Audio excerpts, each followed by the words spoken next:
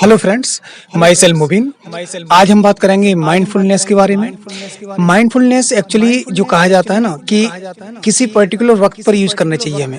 जैसे mindfulness meditation होता है आपका, लेकिन एक दूसरा एस्पेक्ट और है कि हम हर एक पल, हर एक मोमेंट में माइंडफुलनेस रहने की कोशिश करें। यानी कि आप जब खाना खाते हैं तब भी आपका पूरा ध्यान खाने की तरफ हो। आप निवाला लेते हैं मुंह में तो आप टेस्ट करें उसे, आप फील करें कैसा टेस्ट है, कैसा लग रहा है, और हो सके तो आप आंखें बंद करके उसको टेस्ट करें। जब आप ऐसा देखेंगे तो आप उसका रस, उसका टेस्ट और उसका जो है वैल्यू आपको पता लगेगा और आपको ये फीलिंग आएगा कि दिस इज अमेजिंग, और आप ग्रेटिट्यूड फील करें।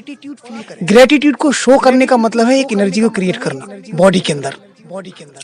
और जब खाना खाते हैं, मैं तो ये कहूंगा कि उस वक्त आपका ध्यान सिर्फ और सिर्फ खाने पे होना चाहिए कि टेस्ट कैसा है, और फीलिंग के साथ जोड़ा उस खाने वाले को। दूसरा पॉइंट ये है कि आप खाना खाते वक्त ना तो कोई न्यूज चल रही हो टीवी पर, ना कोई सीरियल, टीवी बिल्कुल ऑफ हो, यहाँ तक कि म्यूजिक भी कोई न चले।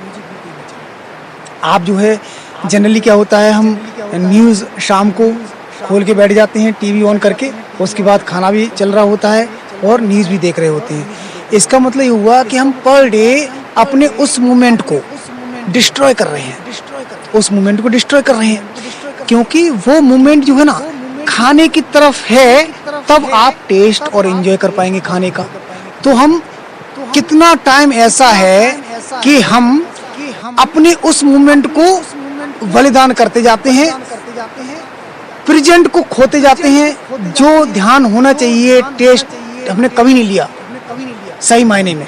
क्योंकि आप सोचें, जनरली जो होता है अर्बन एरिया में हमने देखा है कि शाम के टाइम जब खाना खा रहे होते हैं तो फैमिली के साथ टीवी चल रही होती है, न्यूज़ या कोई मूवी देख रहे होते हैं, खाना खाते जा रहे होते हैं, यही पता नहीं लगता टेस्ट क्या था इसका।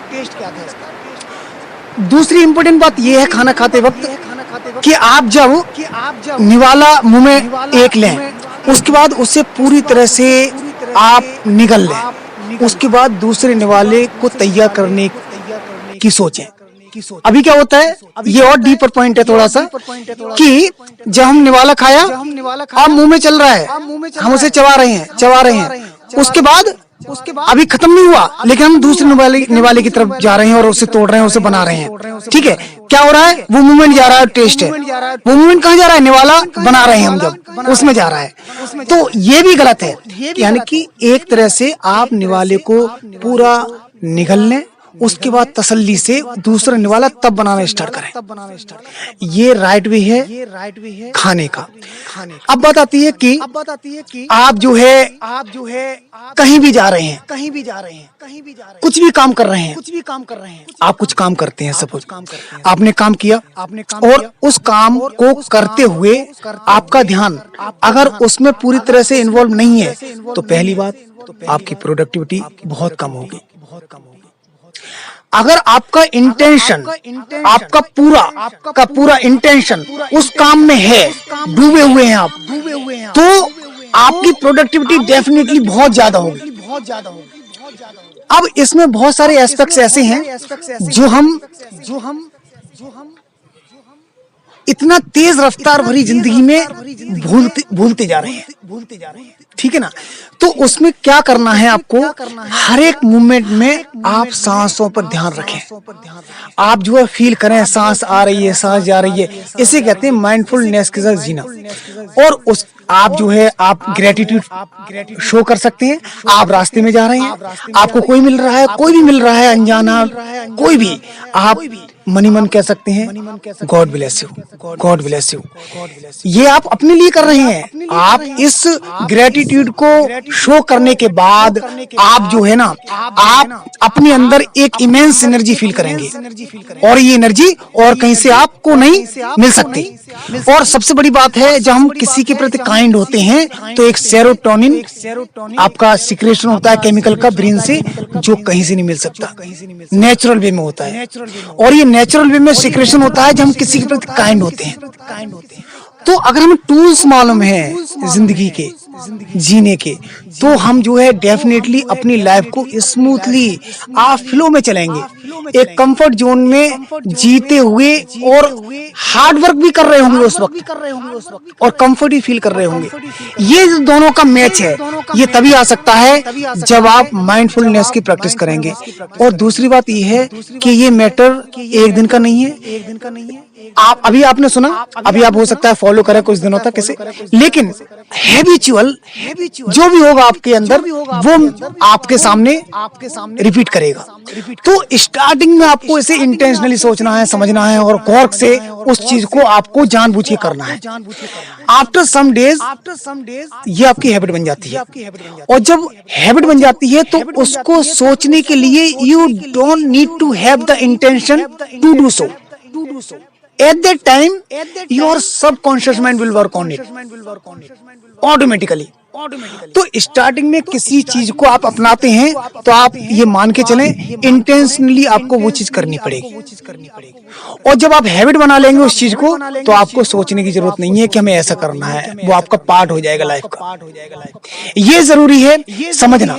अगर हम एक्चुअल में हमारे पास सबके पास एक सुपर कंप्यूटर है, ब्रेन। आप जैसे ब्रेन है, ऐसे हम कंप्यूटर जब सीखते हैं और उसको हमें चलाना आता है तो हम सही बटन दबाएंगे, किससे क्या होता है, ठीक है ना। अगर हम जो है उसका यूज करते हैं सही कीबोर्ड चलाकर, ऐसे ही लाइफ का कीबोर्ड भी है।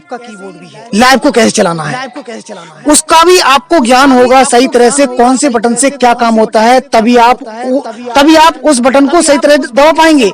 अभी क्या है, हम बहुत ही ज्यादा गलत तरीके से कीबोर्ड को यूज करते हैं। कीबोर्ड को हम जो है कीबोर्ड को चलाना ही नहीं जानते एक्चुअल में, हमें यही नहीं पता है कौन से की से क्या काम होता है। तो ज्यादातर जिंदगी ऐसी बर्बाद होके गई है इस दुनिया से जिन्होंने कीबोर्ड चलाना जिंदगी में कभी नहीं सीखा, सिर्फ इसी वजह से। तो ध्यान रखना ये है कि लाइव के कीबोर्ड को कैसे चलाया जाए। अगर आप लाइव के कीबोर्ड को चलाना सीख गए तो हर एक बटन के बारे में पता होगा कि किस बटन से क्या काम होता है। अभी क्या है, कुछ के पास कीबोर्ड ही नहीं है और कुछ के पास कीबोर्ड है लेकिन उसे चलाना नहीं आता, ट्रेनिंग नहीं है। क्यों नहीं है? क्यों पता ही नहीं है कीबोर्ड है भी हमारे पास। अब कुछ के पास है, पता है, लेकिन उनके पास गाइडेंस नहीं है, उनके पास टीचर नहीं है कि लाइव के कीबोर्ड को कैसे चलाएं। कंप्यूटर का कीबोर्ड तो चलाना सीख गए लेकिन लाइव के कीबोर्ड को कैसे चलाएं ये नहीं बताने वाला कोई है। तो अभी जरूरत है एक साइकोलॉजिकल रिवॉल्यूशन की पूरे वर्ल्ड में। इस रिवॉल्यूशन के बाद जो चेंज आएगा पूरे वर्ल्ड में वो देखने लायक होगा। अभी जो है एक रिवॉल्यूशन चला था पिछले 20, 25, 30 साल से, टेक्नोलॉजिकल रिवॉल्यूशन।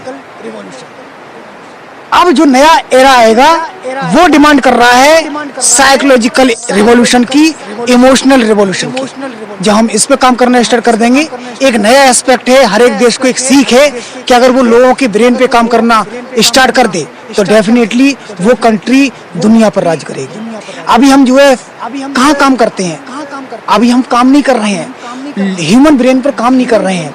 अपनी यूथ के ब्रेन को यूटिलाइज करने के लिए उसे कैसे ट्रेनिंग दी जानी चाहिए उस पर हम काम नहीं कर रहे। अगर हमने ये गवर्नमेंट ने डिसाइड कर लिया कि यूथ ब्रेन को कैसे हम यूटिलाइज कर पाए, किस तरह से उसे ट्रेनिंग दी जाए, तो वर्ल्ड की सबसे बेस्ट कंट्री के रूप में वो देश उभरेगा, इसमें कोई दो राय नहीं। अभी हमारा ध्यान बिल्कुल नहीं गया इस पर, हमारा ध्यान जा रहा है डायरेक्ट जो बेनिफिट है उस पर, लेकिन इसका असर होता है जब हम नई जनरेशन पर काम करते हैं कि उसके ब्रेन को उसके पीक लेवल तक पहुंचा पाए ट्रेनिंग के थ्रू। तो जो यूथ बड़ा होगा वो जब काम पे निकलेगा तो उसकी क्रिएटिविटी, उसकी प्रोडक्टिविटी, उसकी लीडरशिप, ये सारी चीजें दुनिया में दिखाई देगी। बस हमारा कहना यही है कि हम जो है ह्यूमन ब्रेन पर काम करें, बाकी सबको थोड़ा कम करें, इस पर ध्यान देने की जरूरत है।